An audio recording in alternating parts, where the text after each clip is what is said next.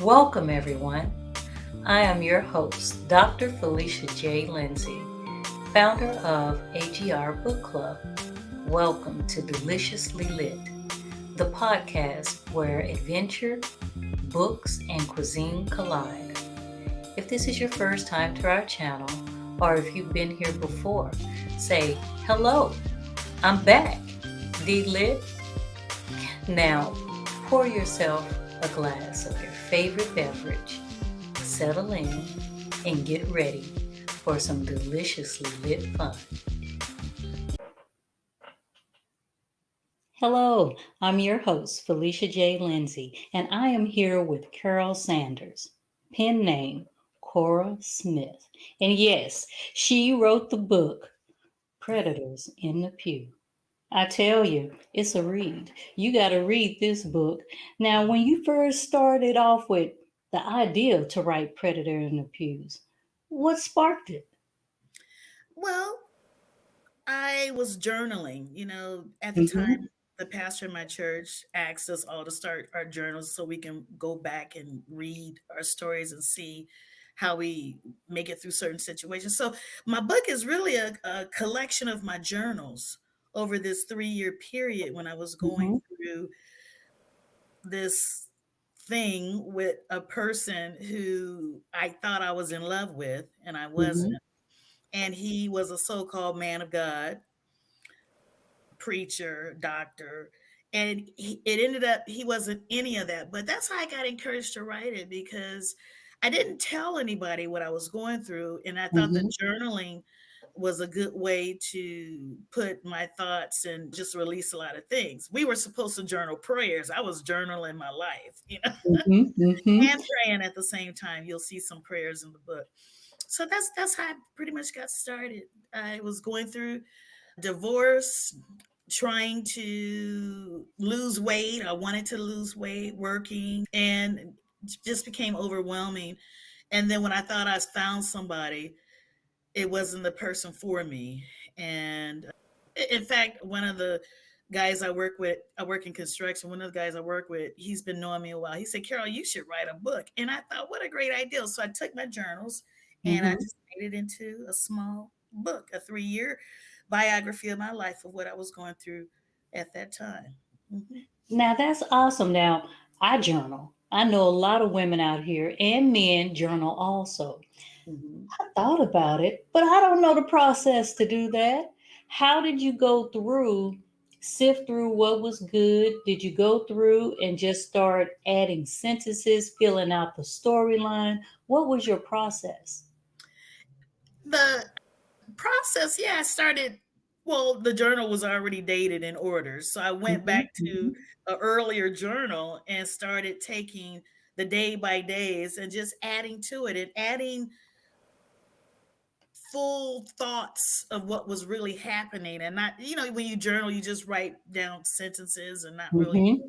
I filled in the blanks, and it it after I filled in the blanks, then I had my titles because I could see where I was transitioning in my life.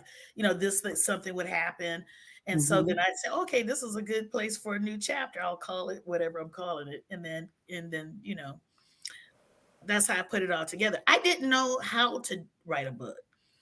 I didn't know how to do it. It just came to me. It just came to me on to do it. Now Now I you did see me, I'm like, I didn't take any classes on how to write a book, but I did have 3 editors. hmm. When you sell, it's a self-published, and you go through a self-publishing company, Hmm. but they edit your book, and I wanted to keep it Black church vernacular, and they wanted me to do the Queen's English, and Hmm. I said no. So I gave to oldest sister Tina to edit, a lawyer at my church, and a teacher at my church. And they edited the book for Oh. me to make sure I got all the proper, if they felt like I needed something else, it doesn't transition well, or spelling errors or whatever, punctuation. Hmm. They were the ones who edited the book. And about my sister editing the book, she didn't really edit the book. She was so mad that I didn't tell her what was going on. Her edits were for example, how come you didn't tell me you was going through that was her edit. I'm like, okay, can you just Oh, edit the book and not get me be mad at me? And she mm-hmm. wrote me a long letter how sorry she was that I went through that, blah blah blah. It's so funny, but that's how I did. I never, to tell you the truth, in school I didn't like writing literature. Yeah. But I had been journaling for a minute, Mm-hmm. and you know, the journals helped me to write, and journal by hand. Some people when they write they type. Mm-hmm. When I wrote the book, I had to type it, of course. And so, yeah, I had to go back and read all my journal, and it was a life changing event. I would go back a year and say, "Wow, that was happening back then." Wow. Then it would come to me, "What else happened then?" And then it allowed me to release all the Yes. stress and pain Mm-hmm. and anger that I was going through, because I wasn't telling anybody what I was going through. No, my parents didn't know what I was going through. I had one friend that I confided in, and she told me, "Carole, you got to fast and pray." And when we did that, and I don't want to keep this too religious, but it's a religious Mm-hmm. book. Mm-hmm. They said you can only, things will only change if you fast and pray. And we did that 3 days later, and I was on the other side of that hill. And so you'll read it. You When you read the book, you'll understand what I'm saying, because it is a true story. People can't believe this happened to me, because you couldn't see it on my face. I wasn't showing that Mm-hmm. I was going through this agony. Mm-hmm. And I went to work all the time. I went to church, went family meetings. I never Nobody told knew. Nobody knew what I was going through until I started telling somebody. Mm-hmm. Then things started changing. The light came on. Things got bright after But with that. most people, everybody endure in the dark by themselves. Mhm. Most people don't share and talk with other people. And you And have. that's good that you're talking about that and people can see that and being able to read the book and identify, because we Mhm. all have dated or met somebody that we wish we didn't meet. Ooh. And we just and just to for what you did to journal and to be able to look back through everything that happened, to be able to see your growth, to be able to see what choices you made, and to know who you are now. That's beyond awesome. You know, I mean, what can you tell people that you learned from this process? Just like what you were saying, Felicia, you have to let somebody know. You can't hold it in. Yes. You have to confide in somebody, even if it's not family. Have that one friend that you can really trust to help you, not someone who's going to take your dirt and go tell somebody else, but somebody Yes. who really cares about you. If you got to go talk to a psychiatrist or something, you've got to go talk to somebody, just do it, because keeping it in, I was so angry. Mm-hmm. But I wasn't telling anybody. And when I started talking to my good friend June, she's in the book, she walked me through steps and what to do. And then what she did was she would tell, okay, so I found a lawyer. Okay. Uh-huh. Then I found, I found a doctor, and things started happening because I couldn't solve this issue by myself. I had Yes. to It was because of June, our praying and fasting, my trust, and Mm-hmm. who she trusted to tell. So it was a journey, but a wonderful outcome. Look at me, I'm good now. Yes. Now, give us a little bit about Cora, a little background about the character. Okay, Cora, me, Carol. So I am a civil engineer. I work on horizontal infrastructure, and I work with all men. So you think I would know men, but I, at the time, didn't really know this one man that I met. I manage or they call it construction management. I manage heavy civil projects. So I am licensed in the state of California to run huge projects. And at the time, this 3 year period of my book, I was running one of the biggest transportation projects in they call it the Inland Empire out here. It's Riverside and San Bernardino's County. Wow. It's a 7 mile freeway project with bridges and Hmm. roads and ramps and interchange, 7 miles of it. And I was going through a divorce. And I don't know if you want me to just talk about me or what I was going through at the time of the book. You can talk about the book or just give us a brief synopsis of the book. If no one has read the book or had access to the back cover, can you give them an idea of what the book is about? Okay. Well, I'll just read the synopsis. How's that? Okay. So, Predator in the Pews is the story of Cora's 3 year journey of faith after being manipulated by a pseudo man of God who robbed Cora of her dignity and her money. After a 20-year marriage that ended in divorce, Cora found herself alone, caring for 3 children and searching for her life's purpose and destiny. While on this journey, she met a man who, in the beginning, helped her to jumpstart a total life change, but in the end, manipulated her into believing that he loved her, all the while being married to another woman. This cunning wolf in sheep's clothing made false promises that he could not keep. Cora found out that he lied about every aspect of his personal life, including his age and number of children he bore by several women. So he decided to leave town with no forwarding address or phone number, leaving Cora with lawsuits and debts beyond imaginable. So this is Cora's story of how she overcame and conquered this valley. We started a business together. I When I first met him, I was overweight, and some of my friends at church were doing herbal cleansing, holistic Hmm. herbal. Hmm. And so this was his so-called company. And I lost the weight, and he wanted me to be his poster child. And then he asked me to go into business with him. But everything was false. Everything was a fake, false thing, and he left town with he didn't use any of his true identity. I used my true identity. Everybody came after me, and so I had lawsuits. I made a lot of money. I Hmm. made a lot of money, but then we went to PayPal. PayPal. I'm not sure if everybody's familiar with that payment system.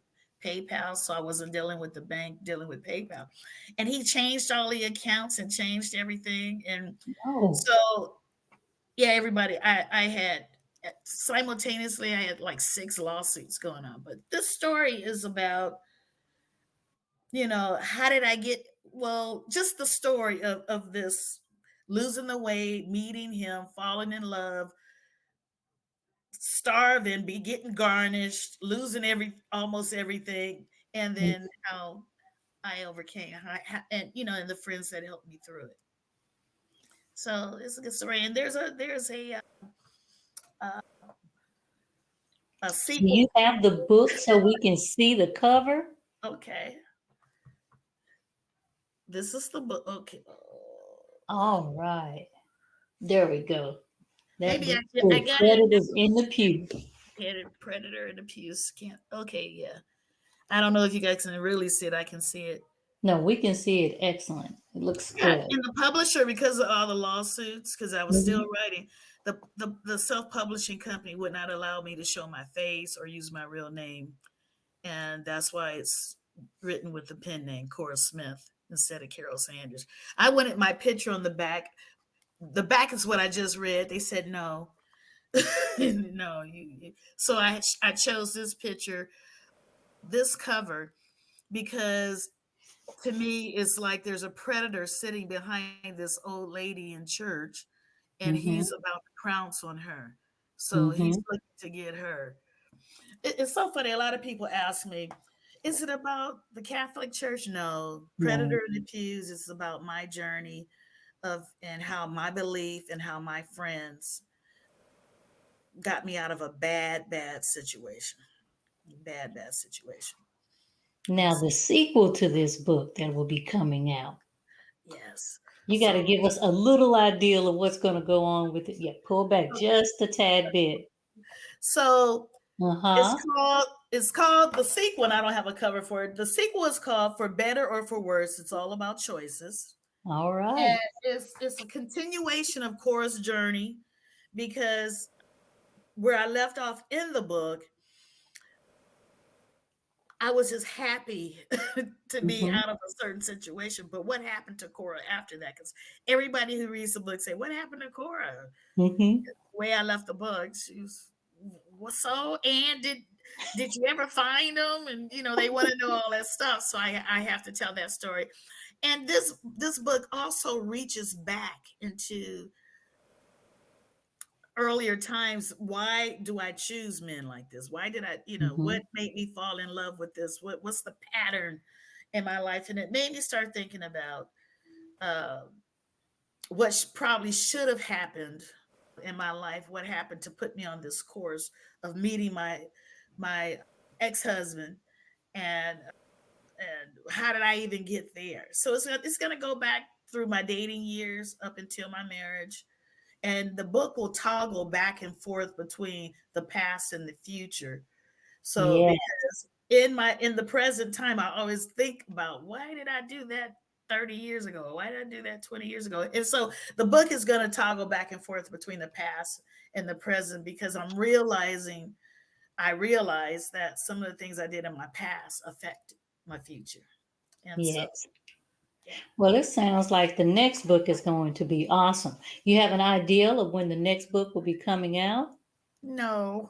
No, I mean, you got to give it to us at least in a year from now. I'll try. It's a lot going. I really didn't have a ending for the book, Mm-hmm. but now I do, because I found the love of my life, and I know how this thing ends now. Yes.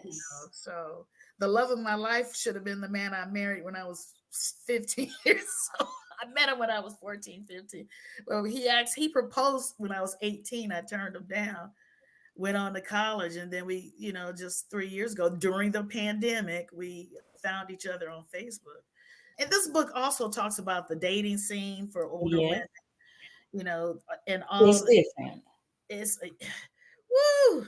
So yeah, because I was married for 20 years and Mm-hmm. divorced for 12 before my ex passed away.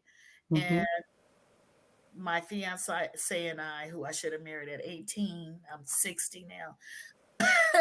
Mm-hmm. we're we're getting married this year in October. So I have an ending to the book. Hopefully I can finish it in a year. I haven't picked up the pen yet because I have some journals. I have Mm-hmm. notes. I have the titles of chapters even. Mm-hmm. But I just gotta fill in the blanks and get it published and get it on out there. So Now, I know you're going to be leaking out little sentences, giving us teasers. So when you start doing that with this book, make sure you come to AGR Book Club and you leak out a couple of those pages, couple of those sentences to get us ready for the sequel. oh yeah, yeah, because there's some cute little chapters in there. Like when I was dating, I have a chapter called Rules of Engagement. You wouldn't believe that book. That chapter is Rules of Engagement. When you're an older single woman dating on websites and just blind dates, Yes. all I talk about it all. I didn't know how to date. I don't know how to You date. were married 20 years. I Just was that married portion is a book right there. You was married 20 years, 20 what all you years. have to learn and to get along and to be able to be with somebody for 20 years and The then clubs to start over again. That is a book in itself. in itself. Yes, Mhm, ma'am. mhm. So we can't wait for that. But I want you to tell us where we can find your book and all the readers. Okay, you can go to Amazon. It's on Amazon.com. It's Predator in the Pews under my pen name, Cora Smith. All Okay. right. Yeah. Now, I want you guys to look forward to hearing more from Carole Sanders in the book club and telling us more about it. But I want you, before we wrap this up, to tell me what dish and what drink would you pair with this book? I have to say, at the Yard House, it's the ahi nachos and a glass of champagne. Well, I think this book deserves a glass of champagne. I think it deserves those nachos too. I can't wait to try that. But we will most definitely be looking forward. Do you have a website? No, I don't. I used to, but I haven't kept it up. And just to be honest, this book was published a while back, about 10, 11 years ago. And I had a website at the time. I don't have one now. But if anyone wants to get in contact with me, you're welcome to give the book club my email address. And if they want Well, to don't ask worry. questions, We will oh, feature you on our website. So you'll be on the website and they'll know where to go to get your book. okay, great. Thank All you so right. much. Well, thank you for coming and telling us about the book. Most definitely come back and tell us about the next book. And we enjoyed having you. Well, thanks for having me, Felicia. Really appreciate you asking me to join. Yeah. All right.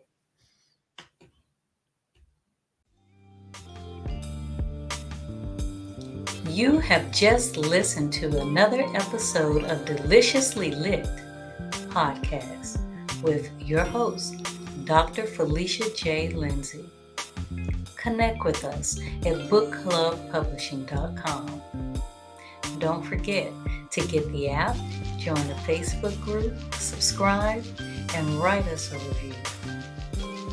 See you at the next episode.